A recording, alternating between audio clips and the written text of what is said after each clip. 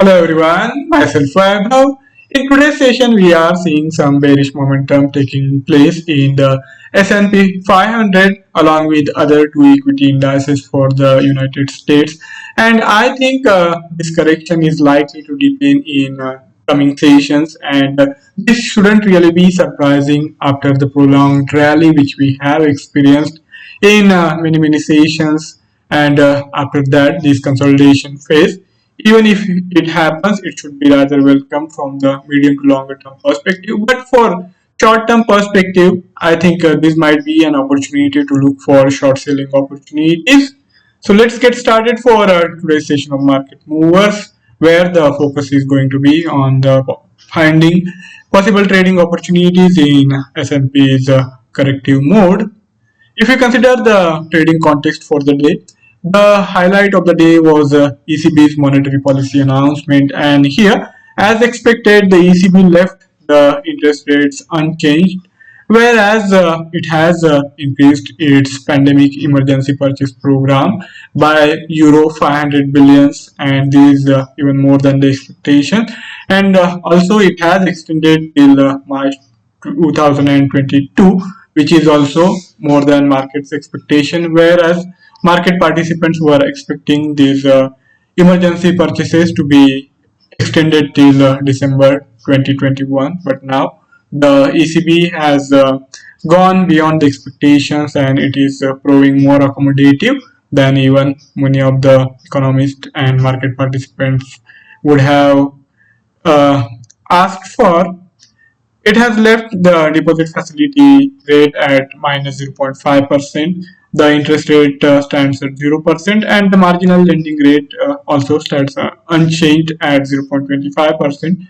And if we look at the market commentary of Ms. Lagarde, the president of ECB, she has emphasized that the fourth quarter of this year is going to be difficult because of the lockdown, and lockdown measures have impacted the economy adversely, and the service sector is going to be majorly hit, and that is going to pull down the growth, and we might actually see the decline in the fourth quarter.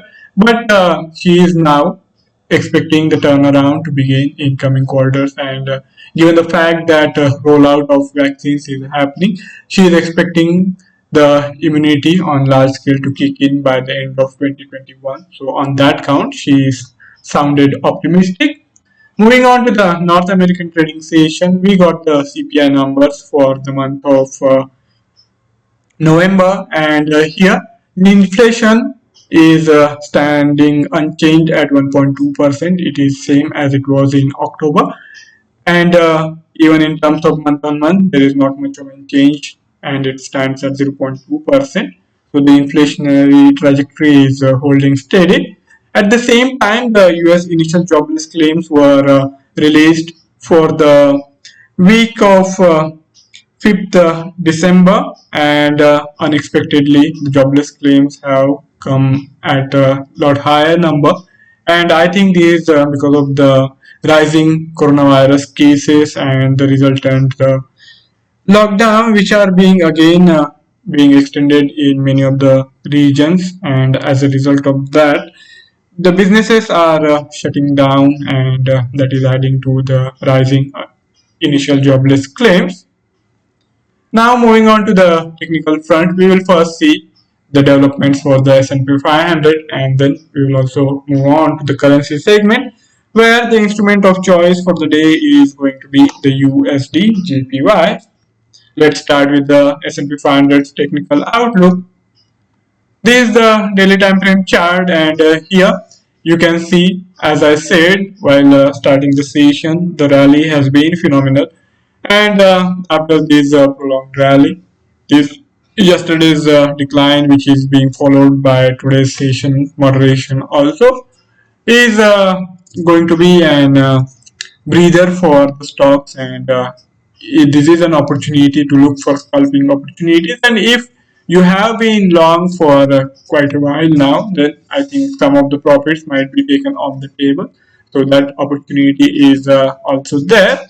If we purely look from the intraday perspective, I think after this resistance closer to the 3700 zone where we saw this consolidation and then this steep decline in yesterday's session, which is also being followed in today's session, is going to cast an impact on the trajectory for the near term. And if we look at the regression curve, it is indicative of that fact only. But at the same time, the pivot point series still stands pretty much on the bullish side. And if we consider support, the support is not really in sight for almost till 3517, where we have the central pivot point. And on the higher side, the resistance is also not really nearby.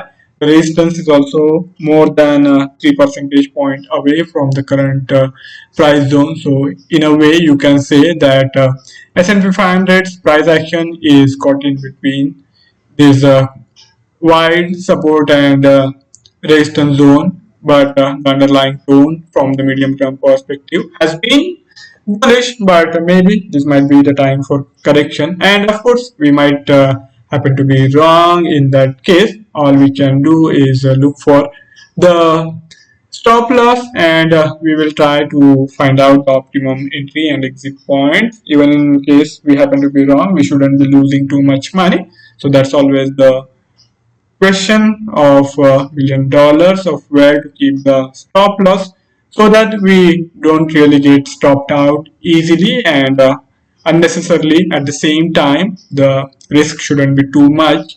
So if we look at the price trajectory, price action of today's session, we saw this consolidation where we had the upper side being capped closer to this 3680 price level. I think that should stand well for today's session.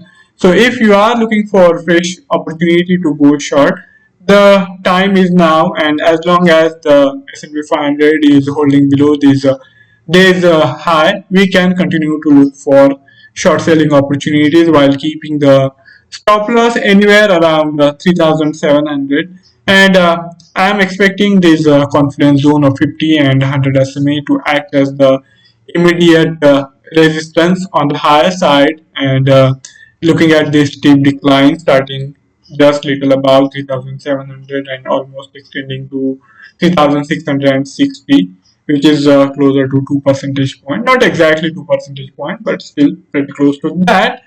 And if we get the break below this, even now the price action is really bearish, and we are seeing the possibility of further decline where the new swing low will be formed below this prior swing low, and then that will likely add to the bearish momentum, and we might even see the near-term trajectory for the S&P 500 turning from bullish to bearish, and eventually in due course of time even the 50 SMA might cross below the 200 SMA. But even before that happens, if we are fortunate enough to get the entry opportunity anywhere in the price band of 3670 to 3680, of course after due consolidation we should go for it and keep the stop loss anywhere around 3700, and that should be good enough. And for a risk of around 30 to 35 points, we can look for almost 60 points on the higher side, and our targets will work out around 3600, and that should be reached if this current momentum holds. Now moving on to the currency segment, here we will see the technical developments for the USDJPY, and the price trajectory continues to be bearish from the longer term perspective. But one key important development is this formation on the lower side where we saw almost identical lows and then this buying momentum. Even in yesterday's session, I had talked about the possible breakout on the higher side in the USDJPY. So if any of you had gone in for that trade, you might be sitting on good amount of profit. And even in today's session, the momentum from the very start has been bullish. And even now, though we are seeing some correction in the initial hours of now US session, but this can be considered as an opportunity to look for fresh buying opportunity from the short-term perspective.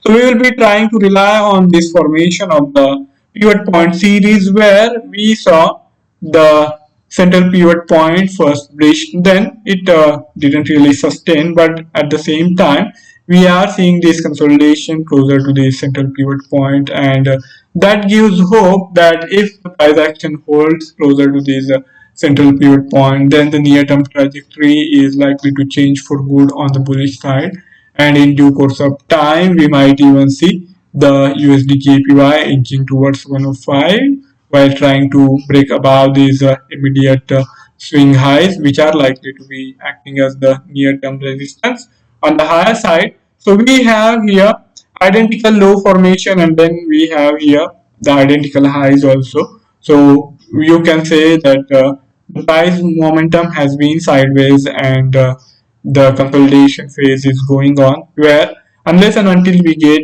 an crucial break on the either side, we can't really be much optimistic. But looking at the support momentum, and then there's a kind of head and shoulder pattern on the lower side, and also we can utilize the services of these pivot point series also, and if we see that USDJPY is able to hold above it, then that opens the door for further up move, and we can be counting on that. So that's why my take is that we can look for the buying opportunities in USDJPY. If you consider the regression curve, it is still inclined on the lower side, bearish momentum, but now the price action is shifting to the upper band of this regression curve, and that does give us some hope. And if we look at the these SMA formation, the confluence zone of 50, 100 and 200 SMA around 104.2, we get further confidence that this should be the price area which should be acting as the crucial support on the lower side for the USD JPY. And I think unless and until we see this confluence zone being reached for good on the lower side, we can be fairly confident of going in for the buy trades as long as the price action is holding well above or closer to this 200 SMA. And fortunately, we are indeed seeing some correction, and then if we see it extending closer to this our desired price area, and after a couple of hours of consolidation, we can even give it a thought for going for a new trading opportunity, for a new trade in today's session itself, where we can target the price range around 104.20 to 104.30 after new consolidation, while keeping the stop loss around 104. That's a stop loss of around 20 to 30 pips. And for that amount of risk, we can target almost 60 to 70 points, 70 pips on the higher side, as we are expecting the USDJPY to eventually rise to the 105 price levels, and that does gives us the risk reward ratio of 1 is to 2. So that's it from my side for today's session. If any of you have any query or any idea to share, you can write it in the comment section, and I would be more than happy to take the discussion forward. Before I sign off, I would also like to remind of the risk associated with trading in the financial instrument, and one should be careful while using the information provided. Have a fabulous day ahead. Goodbye.